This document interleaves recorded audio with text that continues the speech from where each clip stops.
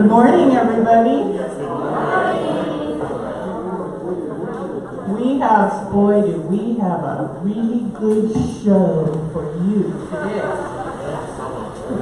So today our music is provided by the Puna Men's Chorus.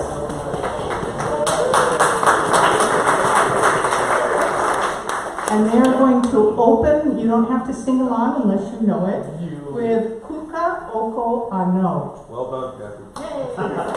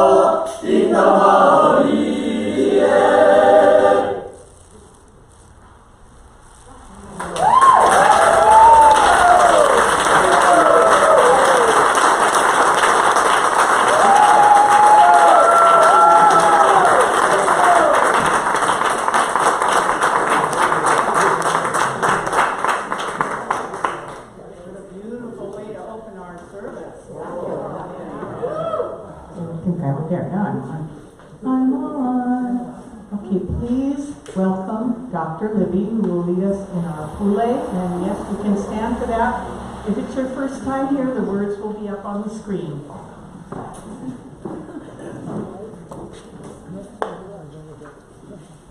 Aloha! Aloha! Kakakiaka! Kakakiaka! Makaka? Ai! Pa!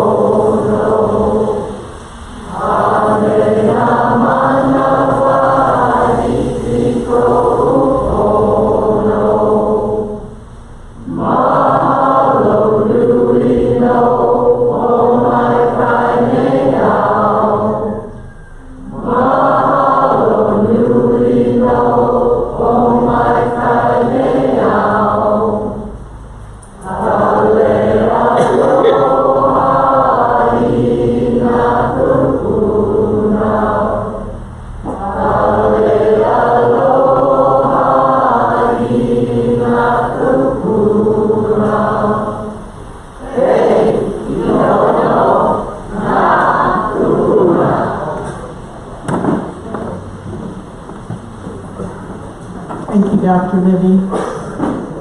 Please join me in our opening prayer, our affirmative prayer. And let's all just get centered in spirit, grounded in our seats, knowing that with every breath we take in, we are just reuniting with the truth that is always there, that there is no separation from spirit, that spirit is found within. That spirit lives, moves, and has its being by means of each of us. So remembering that, we remember our power as co-creators. We remember that our words, spoken with conviction, go into a law that always says yes, and is very impersonal.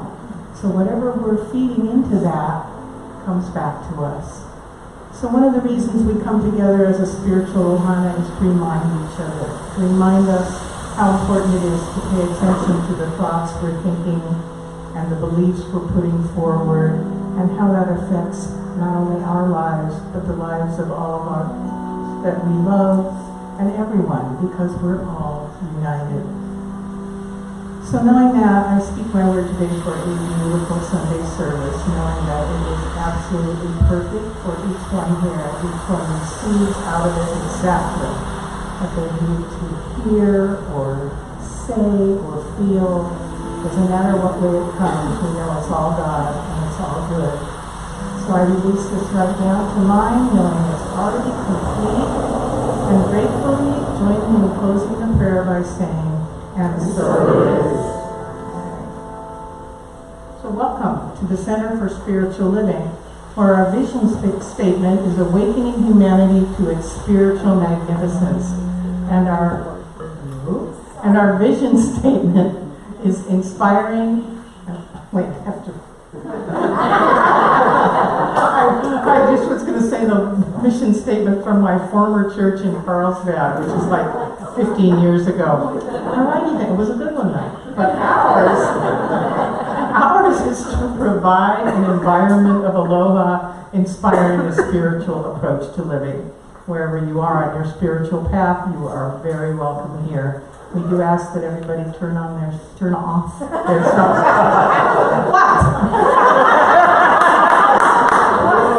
Okay, let me just stop for a minute and affirm that God is flowing smoothly through my words. All right.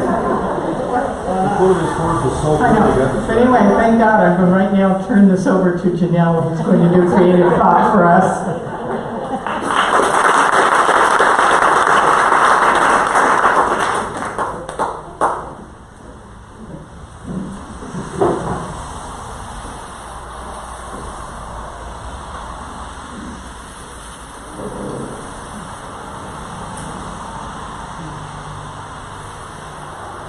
Aloha. In thinking about the theme of diversity this month, it's no coincidence that I'm standing before you today to share my thoughts and experiences on this topic. That's because it relates to a message that I've been getting from the ancestors of this place, our CSL Aina. First, let me say that I am not of Hawaiian ancestry in this lifetime, nor do I consider myself to be an expert on Hawaiian ways and beliefs. However, I am a person who has chosen to remain open to the lessons Spirit brings my way. And part of the way that has happened for me is to remain open to other people's cultures and ideas and to learn from them. It's one of the reasons I knew I was to come to Hawaii. It was time to expand my knowledge and learn more life lessons through integrating Hawaiian beliefs and practices into my life. In the process of doing so, I continued to change and grow into a more well-rounded person. Also, I am better equipped to do the work I've come here to do. I knew before coming here that I would need to connect with a spiritual center. This center for spiritual living was the first place I came to that satisfied that need. And it remains my spiritual ohana today. It is, however, about more than a place. It is also about the people, all of you who have become my family. Throughout my time here, I've learned a lot about the principles of religious science and the ideas of earnest holiness. But I've also learned more about Hawaiian beliefs and culture too. One way that has happened is through the chant, Hale Aloha, that we say every Sunday. As I've taken time to further study and understand its meaning, it has touched and changed me. It is the gist of my message today. The chant speaks of the love of the ancestors and the lei, or circle, they provide around us through connection with family, past, present, and future. This lei of family and the love it provides is not just about the need all of us have for connection with family, which exists for and between us here at CSL. When we come to this place, we step into that circle, the lei of love. We are blessed within the circle not only by those whom we see here, but also by the ancestors of this place, this piece of Puna, this land. That's the reason I felt called to share my thoughts today, because the message they've given me is not only for me, it's for all of us. The message is this: take time and pause when you come here to make sure you are in right relationship with all that is around you and within you. It's so important to be Puna, in harmony with ourselves, with each other, with the land, and with the ancestors. The spirits dwell here, and they continue to return every Sunday as we invite them in. I do this every Sunday, and I know they're coming. And they are definitely here today. As a matter of fact, the picture that I got is the lei that is completely surrounding this place. They have been invited in, and they are here. Honor these connections. Learn all you can about the words that you are chanting. Our words have power, and we need to use them wisely. And so, to honor the ancestors of this place is to remember where it all began. It can also help us understand where we are going as individuals and as a ohana. We are so fortunate to have been given the right and responsibility to care for this place, our spiritual home. By remembering and doing these things, the lei of love remains around us. We are blessed, and because of it, we can be a blessing to others as well.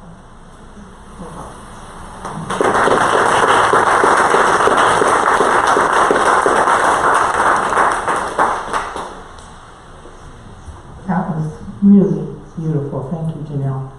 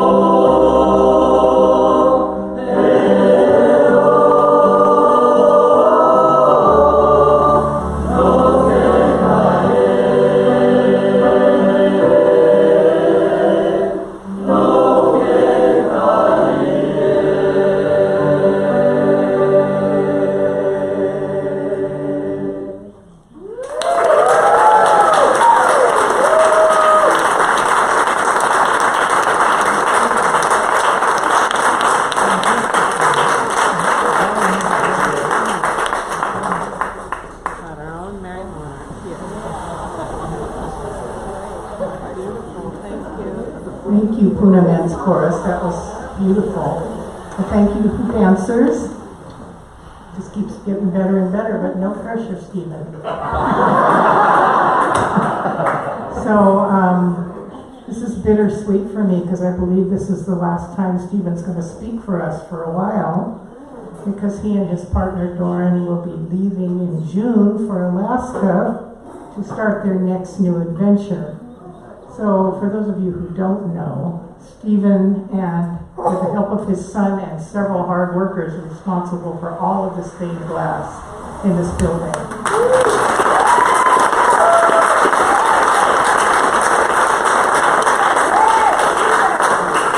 And he and Doran have volunteered and tithed and helped and supported this center in so many ways. So when it gets closer to leaving time, we'll be having a formal goodbye party for them. But for now, please help me welcome Stephen Jacquier.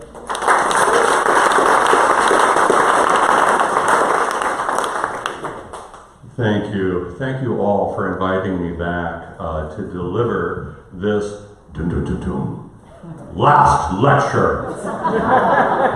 Have you read this? I've given away over 25 copies of this excellent book by Professor Randy Pouch to students I've mentored.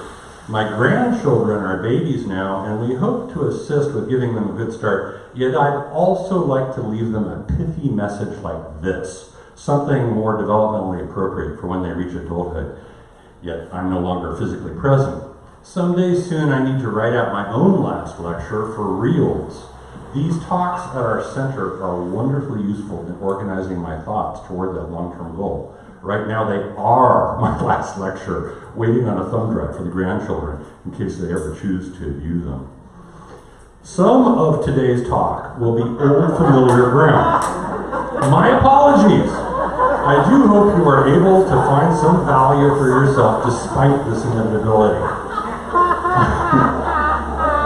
In a talk offering perspective like this one, it's hard to avoid cliches or avoid being too abstract or too concrete and prescriptive, but I will attempt to find a middle path here this morning. Still, some of New Thought's best cliches really are wonderful teaching tools filled with epic truths, such as this one. All is metaphor, as Buddha observed. In the metaphor here, what do the yin and yang root wolves symbolize? Ego, enlightenment, the dark and the light, so on. Yes. And of course, the utility of this duality model is knowing what? The one you feed is the one that grows, right? Yeah, okay. Well, you guys really, wow, that's amazing. You guys are so deep, that's powerful. Not exactly where I was going with it, but still very powerful. Actually, this is a fantastic example of probably the worst pitfall near the beginning of most spiritual paths. Mistaking the symbol for the thing itself. Concretism. As Joseph Campbell says, concretism is like going to a fine restaurant and eating the menu. But even so, if you literally do have wolves inside you, then you should probably go see a doctor. If the wolves are metaphorical, though, then this morning you are already in the right place. Paradoxically, we are probably always in exactly the right place. That place being the center of all, if we could but realize this mindfully. Speaking of menus, though, here's today's menu. Taking a bite here and a bite there. We want to update the ongoing and very steamy saga of Castle Grayskull, our home. Doran and myself attempt to answer a perpetual question about the stained glass windows, acknowledge our CSLA community, teachers, friends, classmates, and heroes, speculate perhaps a little bit about spiritual paths, and do 2 exercises. Tell a few jokes and say mahal, all within about 25 to 30 minutes. So let's plunge in. Now, this image is a wonderful metaphor for the self. It conveys a sense of the essentially ephemeral nature of human being, even a suggestion of the individuation we both enjoy and lament as a sense of separation, though separation is really an illusion. There is also a sense here of our fragility, as if our being at all is an improbable incarnation of grace, of light shining through our corporeal form as we float through life, carried hither and yon by breezes and gusts. Indeed, given the hurricanes, earthquakes, lightning storms, and volcanic eruptions here the last few years, some concerned friends and family have said,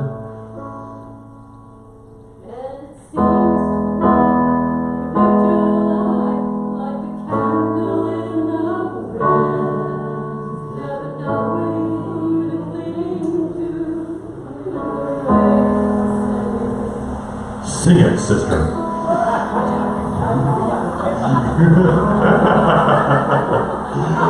Our soloist was Sandy Austrian. Thanks, Sandy. Okay, but enough fun. This is our church. So now let's get serious here with our first exercise. Does everyone recognize the Sanskrit symbol? Yes. And what is it? Oh. Focusing, grounding, meditating, connecting with the all via intoning this Om is an entirely valid spiritual method or sacred path used successfully by hundreds of millions of people. Shall we give it a try with 3 intonations? I can do 3. 3 intonations. Ready? You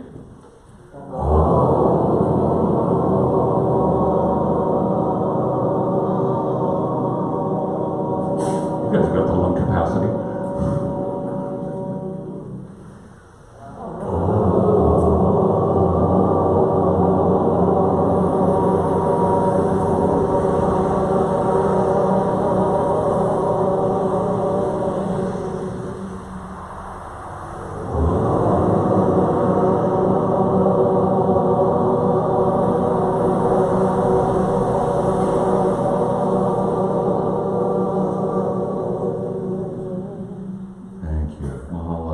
Yes, all words are fragments of Om, a symbol of being.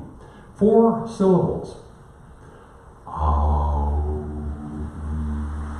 And what's the fourth syllable? That's it. Silence. The silence out of which all sound comes and to which it returns, symbolic of being. Joseph Campbell spoke to this wonderfly in our recent class. Myth and spirit heroes, please rise and take a bow. Well done, folks. Well done. That was such great fun.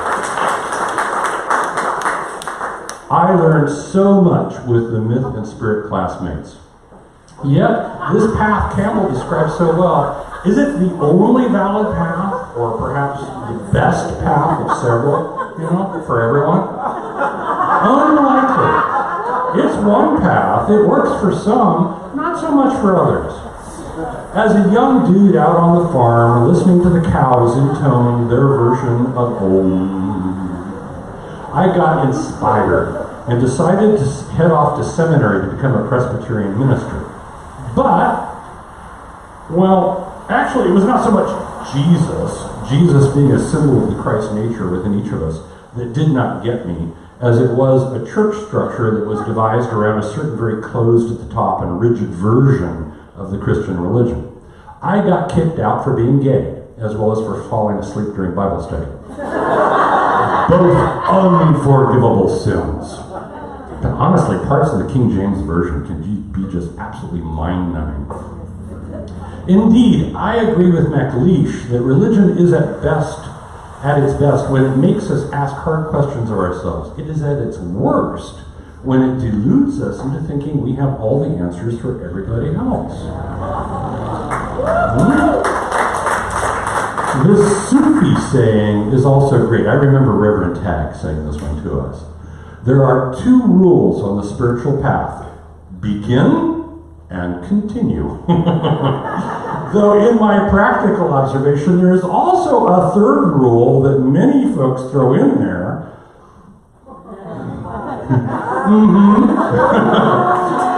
Fortunately, in this teaching, we learn about the law of circulation and underlying principles of abundance. So we know how to really leverage this angle to genuine advantage. By the way, I really appreciate the speaker's honorarium that our speakers receive. It's a wonderful acknowledgement of the hard work that goes into preparing a talk. And I'm donating my $100 speaker's honorarium to the Quality Environment Fund. Doran, would you be so kind as to come up and put this in for us? And I'm doing this not because I'm such a great guy, but because I know how this works, and I'm simply greedy. There we go. I put $100 in the Quality Environment Fund. I like to say Quality Environment Fund because to me, the Noise Fund or the Wall Fund seems to sort of reinforce the problem rather than the solution. So I call it the Quality Environment Fund. I'm putting it in there, genuinely glad to do so, authentically releasing it, never thinking about it again, genuinely, honestly, I just won't.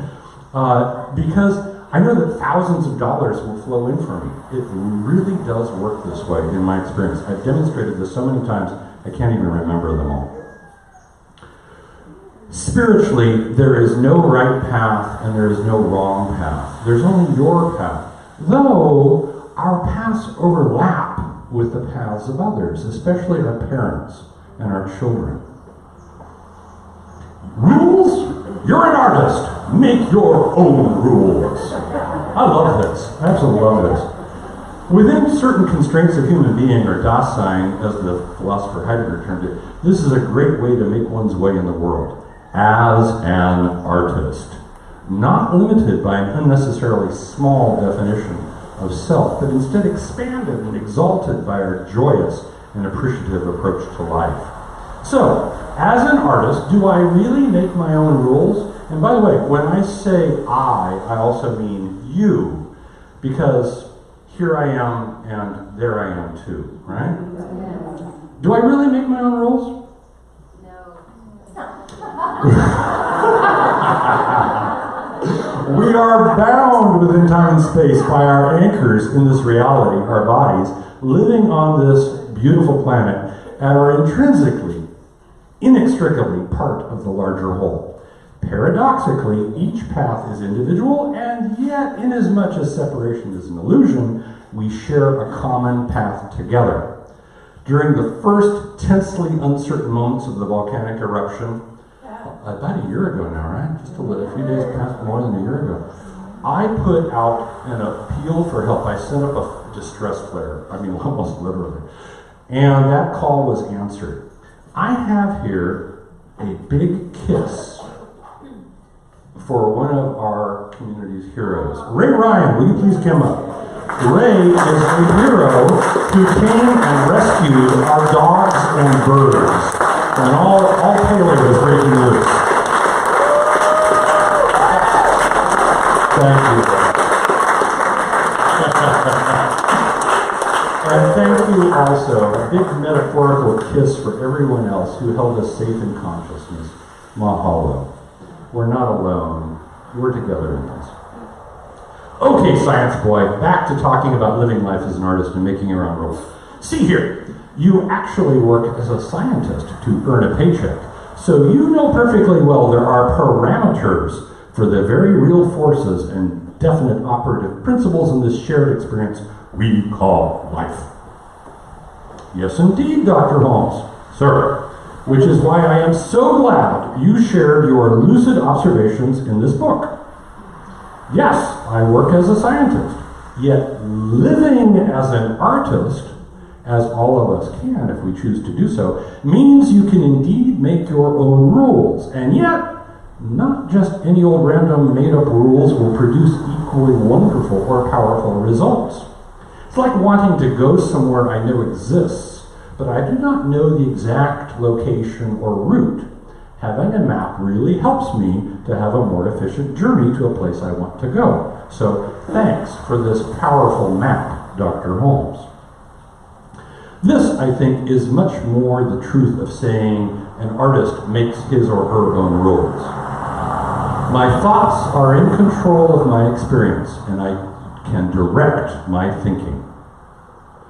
I choose to direct my thoughts and therefore, like an artist, to create a beautiful composition for the intentional design of my life.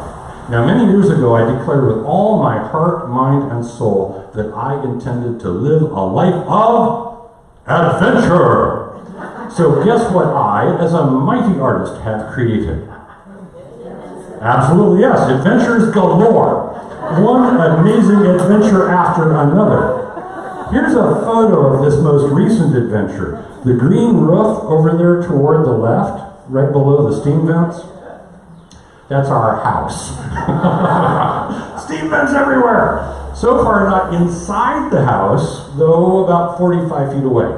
But the ground is heating up, the foundation is shattered, the roofs are rusting because of all the corrosion from acid rain and constant steam bath. So who knows what the future holds. The neighbors' places, alas, are already in steaming ruins, and this place, our home, is declared a total loss. So we expect Lloyd's of London to pay up on the insurance. We hold a $1 million policy.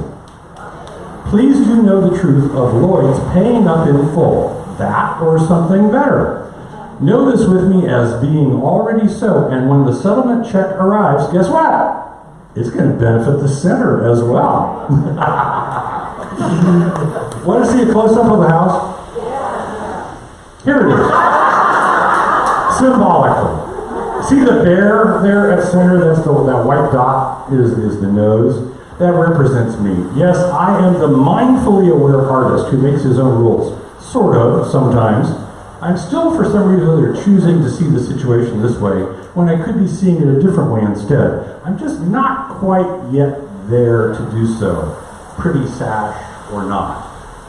Yes, part of this amazing adventure, which I did not anticipate, is being exhibited dozens of times daily for low-flying commercial helicopter tour groups to gawk at and photograph. I'll have you know, am famous in Tokyo, New York, and everywhere else tourists display their slideshows. I'd like to say that I am so spiritually enlightened that I can just ignore them, but Circus Bear here is how it actually feels in my experience at the moment. This too shall pass. You know, this is another way it feels like sometimes on some days, especially when the steam vents and the earthquakes remind me of just how precarious the situation, just as several helicopters are flying a couple hundred feet, shaking the whole house. And yet, this too is part of the adventure. This part is getting me really in touch with my dragons and demons, as we learned about them in our Myth and Spirit class. Thankfully, challenges such as these are also always accompanied by teachers and mystical helpers along the way, if we are open to them. Being a scientist, of course I want to really understand what is going on here. So this situation has prompted much self-reflection, study, and especially consultation. Poor Reverend Kathy has a full-time job just dealing with me alone. I really appreciate her guidance and support. See this practitioner in training sash? I highly encourage any of you who want to better support Reverend Kathy and this community as a whole to please consider taking classes and training up for practitioner service. It's a great way to contribute, to learn, and to grow. Are you worried you are not enough in some way to train up as a practitioner? Well, slay that demon. Dissect it. Take some classes, and that will happen. Throughout the many challenges of this last couple of years in particular, I've reflected on the teaching which says, I see that which I am looking with. Or, to put the same concept a different way, the world is as I am. The world is as I am.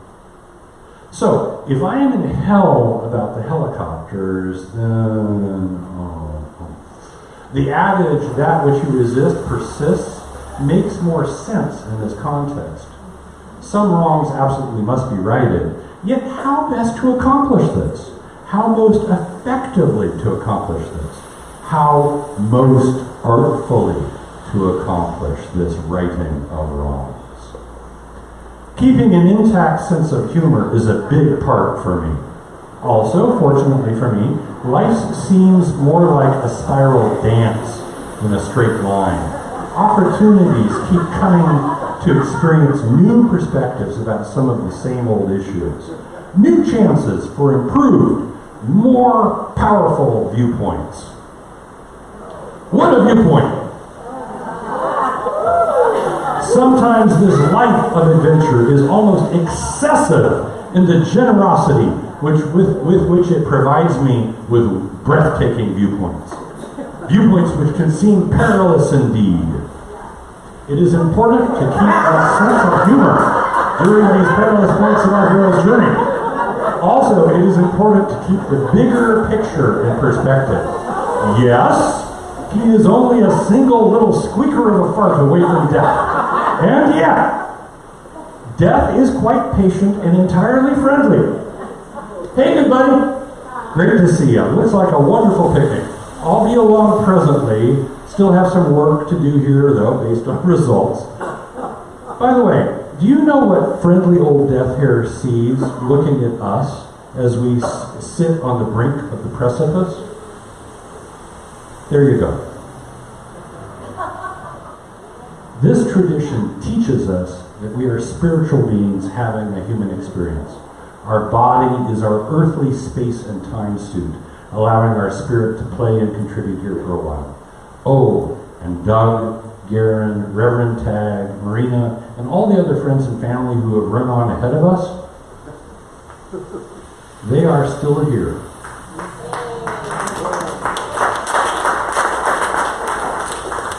As close as our heart beats, even if we cannot always see them with these eyes. Here's one artist's view of that rainbow bridge. Here's another view of that same rainbow bridge, one I particularly appreciate. And here's yet another done in stained glass. Same thing, essentially, just different rendering. This teaching, this philosophy, this spiritual tradition is called the science of mind, precisely because it is evidence-based and follows a verifiable method. No unsubstantiated faith is required, really, because our results are measurable, demonstrable. Our center stained glass windows encode the basic core teaching and primary symbol of the method. The particular power of the specific rendering is that you can use it to create whatever outcome you hold in mind. To understand better how to effectively use this method, take the classes, read the books and magazine, and meet with a practitioner or minister for direct modeling of the approach. I am absolutely sure that we do not have anywhere near all the mysteries of the black box of the universe figured out. As Holmes said, we benefit from, quote, keeping it open at the top, unquote, and incorporating new evidence. Yet this really does work for you if you work it. Like a cell phone. We may not understand every detail of how it's put together and works, but if we understand enough, then we can make calls, check our email, and ever so much more. They're amazing. The stained glass windows also incorporate spiritual teachings of value from many different traditions, as requested by the congregation when the windows were designed. Here's a good example of where the color palette came from and what the chakra colors represent. Some people see Venn diagrams in the stained glass patterns. Here's an example of a Venn view as seen by an artist annoyed by our current political situation, or maybe by commercial tour helicopters, or both. Now, as an artist, whether I create myself as being in heaven or in hell would largely depend on how I mindfully choose to fill in those circles, rather than accepting a default interpretation of same. No? Some folks see in our windows a different sort of model.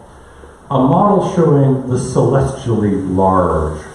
See our star, soul, called the sun here, that speck compared to Antares? Of course, our planet Earth is a speck compared to our sun, and we are a speck compared to planet Earth. The very large is a bit boggling. Likewise, another model some folks say they see in the window patterns is the very, very small at the subatomic level. Note the caveat down at the bottom in yellow. Particles are not drawn to scale. This is because the size differences are actually so vast that it would be almost impossible to show some next to others. Take just three, the proton, electron, and photon. If Antares represented a photon, then an electron would be about like Pollux, while a photon would be about like our star, called the sun here, in terms of relative size. But a neutrino would not even be visible at this scale without a microscope to see it, while some other particles would be so vast that they would not even completely fit on the screen, like, say, the blue sphere in the windows. So Einstein was right. It is all relative. And who's right about what the windows mean? Everyone's right. They mean whatever is seen in them. You know, Albert also said this. We are slowed down sound and light waves, a walking bundle of frequencies tuned into the cosmos. We are souls dressed up in sacred biochemical garments, and our bodies are the instruments through which our souls play their music. That was very well said. Holmes was working back in the 1920s through the 1950s and intuitively grasped much of what physicists were discovering during that era, I believe. Holmes' teaching diagram is quite similar to several core concepts in physics, accurately describing forces and structures we commonly see echoed at many levels throughout space and time. For example, if you take this 2D model that Holmes drew and extend it through into FAO 3D, then you get a torus. And if you take this torus and add that which has been observed about entanglement, also known as spooky action at a distance, then the method and action of spiritual mind treatment begins to appear quite straightforward. Not at all hocus-pocusy or like sorcerer's magic. Of course, a microwave oven would have looked like total hocus-pocus magic to our great-grandparents. So it's perhaps unsurprising that as we start to get glimmers of how the universe actually works, a crossover method like spiritual mind treatment begins to make perfect sense. It gets results. Hey, wait for it, buddies.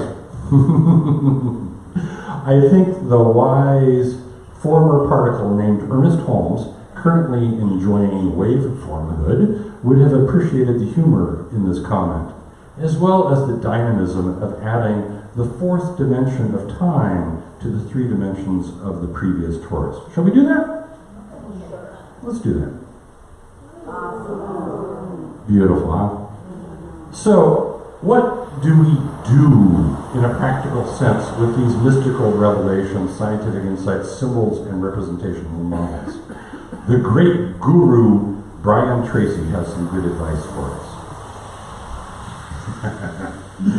Every positive change in your life begins with a clear, unequivocal decision that you are either going to start doing something or stop doing something. The world is as you are. I see that which I am looking with. Living as an artist, one rule I make for my life is to create a lovely, harmonious, wonderful composition. Those parts which do not work for me, I choose to let go. Those parts which add to the creation, I use joyfully. There is power in this art. We keep seeing the circle or mandala, Ginelle's beautiful creative thought about Pono and harmony and honoring the ancestors in this place, this Aina, and the circle of the lay. What beautiful synchronicity there was in it. Thank you, Ginelle. This wonderful circle or mandala motif, we see it over and over again everywhere in life if we notice. The path is one step at a time, moment by moment, and so it seems straight, yet paradoxically also circular or even spiral. Our passages from one stage of development to another wind their way through many levels, many experiences. Take Doran and I, for example, as we cross this next threshold of experience, passing from Hawaii to Alaska. Here we are, symbolically, on our hero's journey, me doing battle with the dragons, or windmills, or helicopters, as Sancho Panza, or Doran, devotedly makes sure I do not break my fool neck while dreaming the unreachable dream. Thank you for everything, my wonderful man.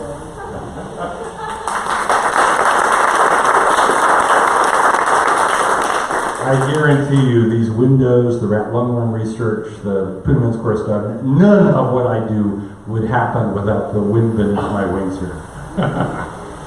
Yes, we are intrepidly coddywampling our way northward to the last frontier. Coddywample. To travel purposely toward an as yet unknown definition. I'm surprised Ernest Holmes did not include the word coddywample in our textbook, since he made liberal use of absolutely every other word in the English language in there. Dorian and I are indeed coddywampling toward Alaska and toward an as yet unknown something more, which awaits us there at the next stage of this life of adventure.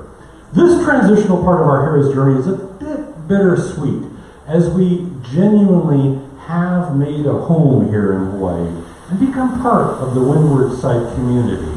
I mean, a whole decade of our life has been enjoyed here. Yet, the mandala of our path is issuing another call to adventure, and we are heeding it. So, our soap bubbles will soon float northward from the Center for Spiritual Living East Hawaii to the Center for Spiritual Living Anchorage, and we will continue and cherish our ties to both. A number of people have said, "Wow, Alaska, have you lost your minds? You were headed to sunny California, were you not?" Well, that's correct, we were. After the Kilauea eruption, we were headed to California. But then we quieted our minds, centered, grounded, and listened with our hearts. Our daughter, son-in-law, and toddler grandson live in Anchorage. We have missed them. Moreover, we kept seeing notes like this on Facebook from our daughter. When the toddler has the sniffles, he cannot go to daycare, and the kids just not have been getting enough support with the many demands of caring for the grandkiddo. And then yet another call to adventure came. Surprise! A second grandchild will be arriving in June. And our kids said, "Please come home and help us." Well, that does it, we figured. Forget about sunny California. We're headed to sunny Alaska. Yeah, go ahead and laugh. We'll be thinking of you, I am sure. But Alaska really does have a summer, you know. Alaska sunlight just comes all at once, 24 hours a day for a couple of months. We look forward to having a little cabin like this somewhere out in the remote wilderness to stay at on fishing trips in the summertime. Of course, in Alaska, we will need to watch out and be careful. Everything is bigger in Alaska, including the mosquitoes. Here's the skull of an Alaska mosquito my trainer shot with a .44 Magnum last year. Yes, the wolves gnawed off the flesh during the winter, but the bones are clear to see. See, even the whopper fibs are bigger in Alaska. So our life of adventure continues, and there is no reason to feel sorry for us or send pitying thoughts and prayers, though your affirmations and positive prayer regarding Lloyd's of London paying up in a timely manner would be great. Do we have time? Oh gosh, I don't think so. For one last brief sidebar on thoughts and prayers versus spiritual mind treatment. Yes. We'll do it? Okay. Okay, then we're going to do it. Here is thoughts and prayers in sign language. And this accurately reflects about how constructive and useful most thoughts and prayers actually are. Holmes called worry negative prayer, and that is exactly accurate.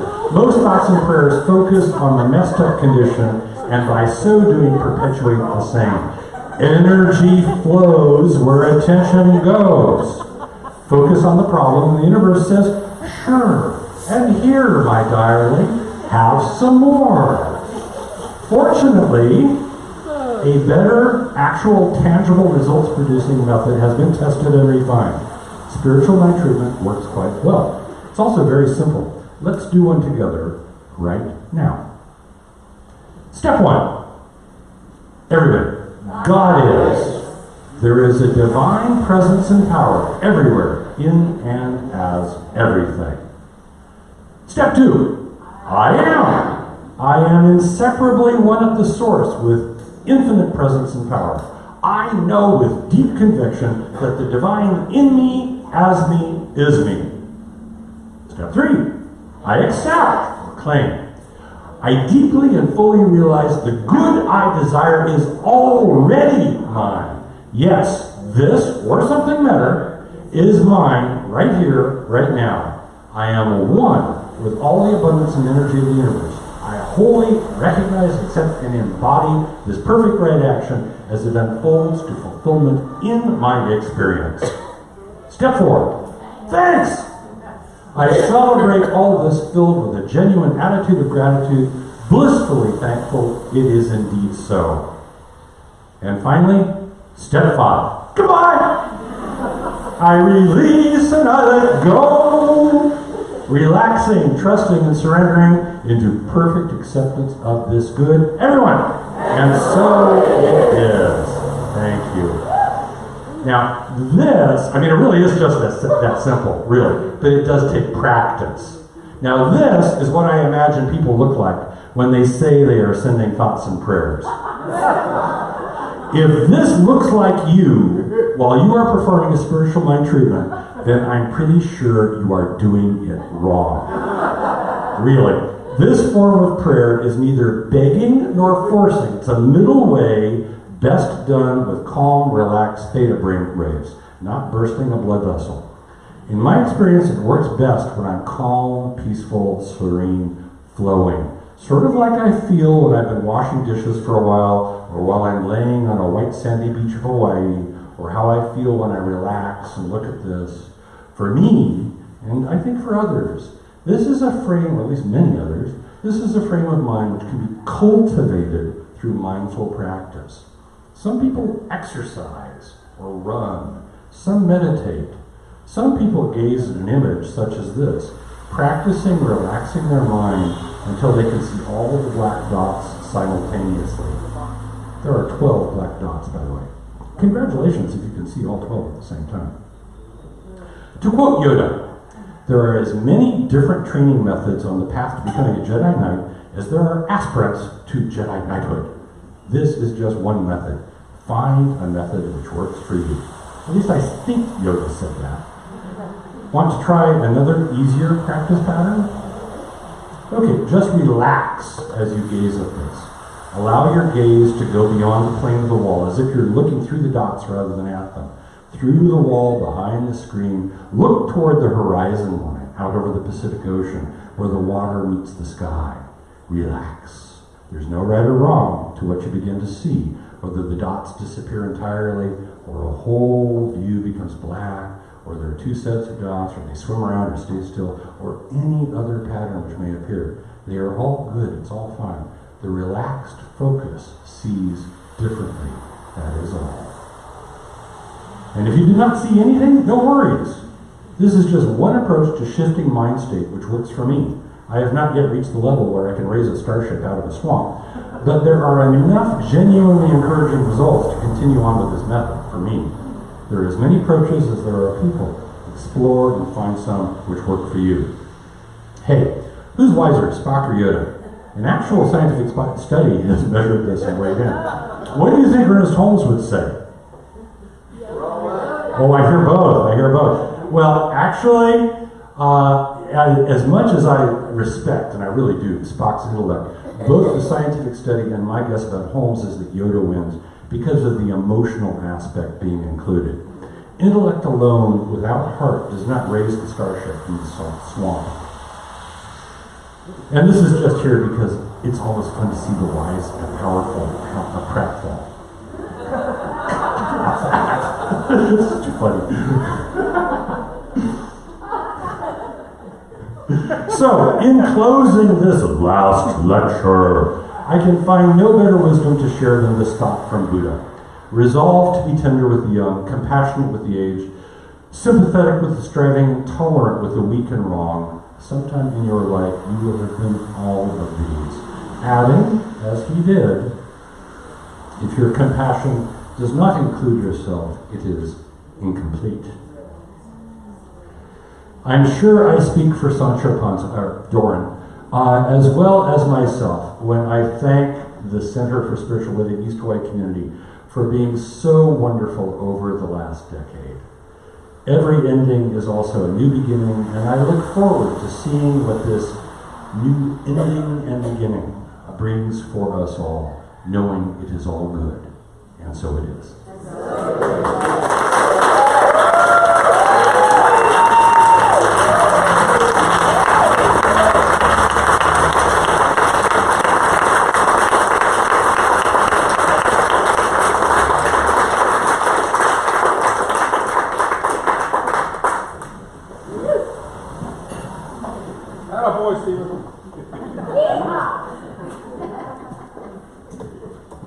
Wow. I am so going to miss you too.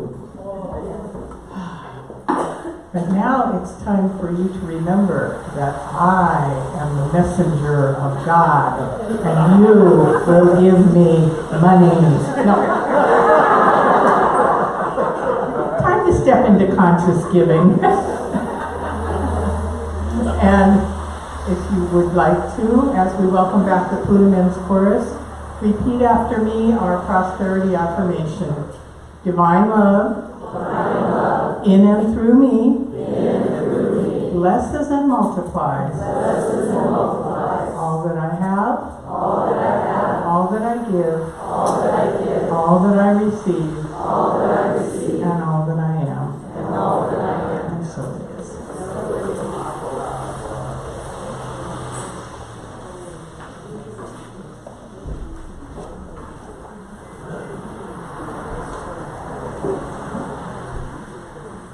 While the chorus assembles for our third song for your day this morning, I'll let you know, if I may, that we have a concert coming up next weekend. Saturday we will be in Hilo at the First United Protestant Church. Sunday we will be in Leilani at the center there in Leilani, 4 o'clock p.m. both days. Our concert ranges the years of music We will do the 2 Hawaiian songs that we did this morning for you, and we will end the concert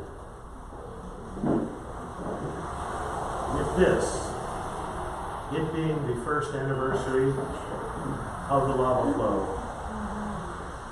The Irish blessing says, "May the road rise to meet you. May the wind be always at your back." He lifts us.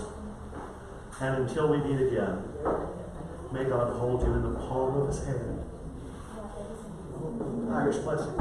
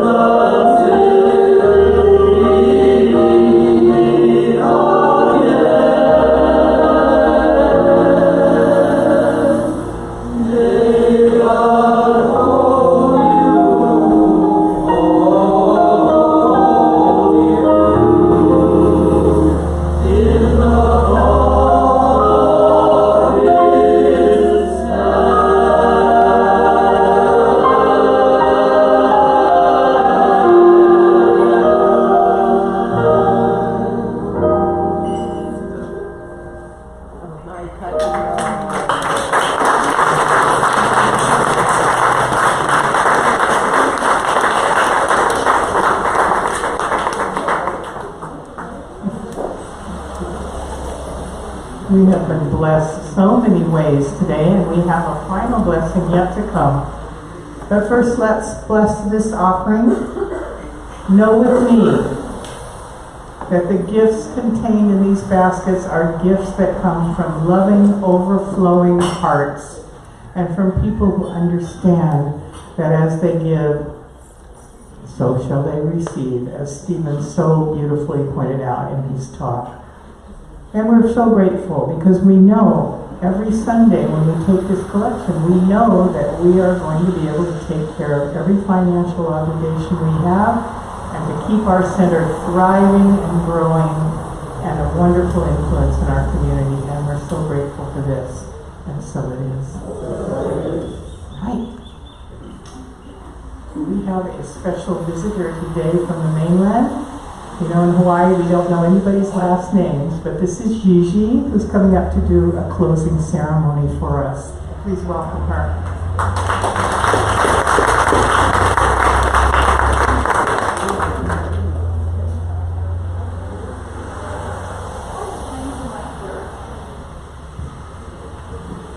Hello, aloha. I have a home on Oahu, but I always find myself coming to Big Island instead. I wonder why. I have wonderful friends here, tribe and family, and when I was performing at Volcanoes National Park 2 years ago, I met my dear friend Hoku, and she has introduced me to many of the special ways of the Big Island. And while I was at Volcanoes, I wrote a song for Pele, and that song has been turned into a music video that we recorded last April, right before the park closed. And Hoku did a special ceremony on the edge of the crater, and I sang this song. It's called Pele's Fire, and it's on my National Park Centennial Songs album. And I have books at the back. They're for children, songs for the national parks with puzzles and games. So if you like the song and you're interested in the book, I'm giving my $10 book donation to the church if anyone wants it. So So my friend Luz set this up for me, and that's why I'm here today. Thank you. This song's called Pele's Fire.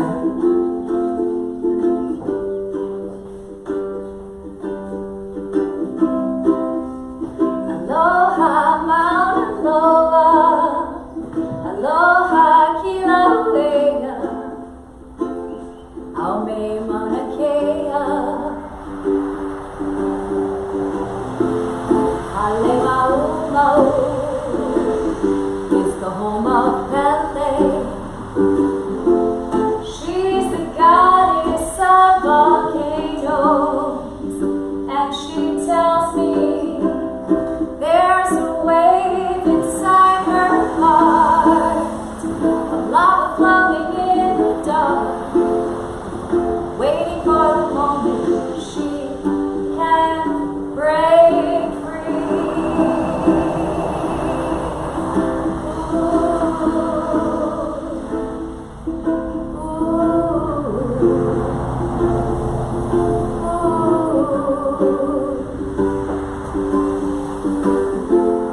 Up to the house in the clouds we drive, to the place where volcanoes rise. Pele burns inside, born of fire, born of the sea, the islands of Hawaii, glistening emerald green. Honey creepers, lovely hula. The Nene live on this protected land of volcanoes. There's a wave inside her heart, burning on the shore. It's giving life a spark.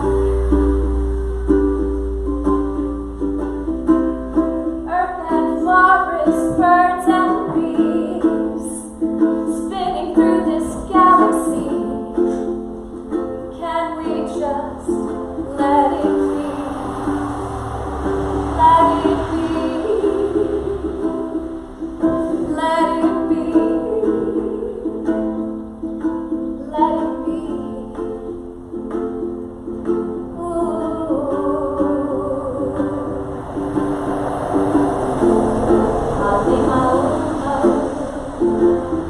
It's the home of Pele.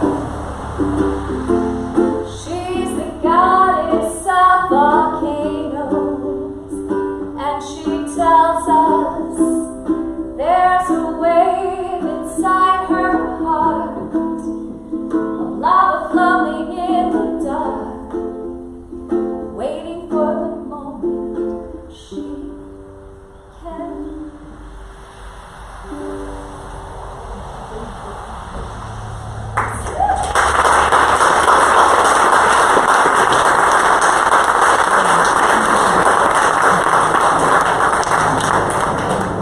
These songs were channeled from each national park, and this one is exceptionally potent today because of the energy of this beautiful island and the loss and the beauty.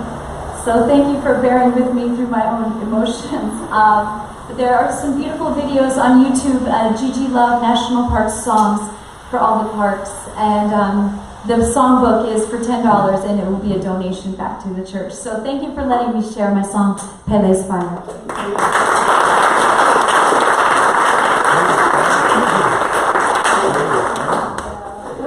So Stephen already gave us a beautiful closing treatment, so I'm just going to call Dawn up to lead us in our closing circle. I thought Dawn wasn't here today, and I was freaking out. It's just not the same if Dawn's not here, right?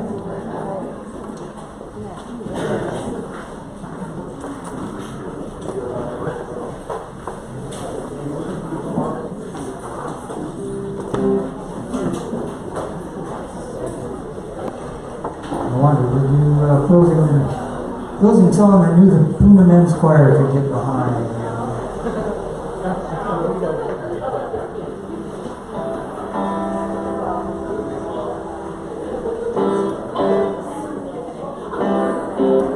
Amen.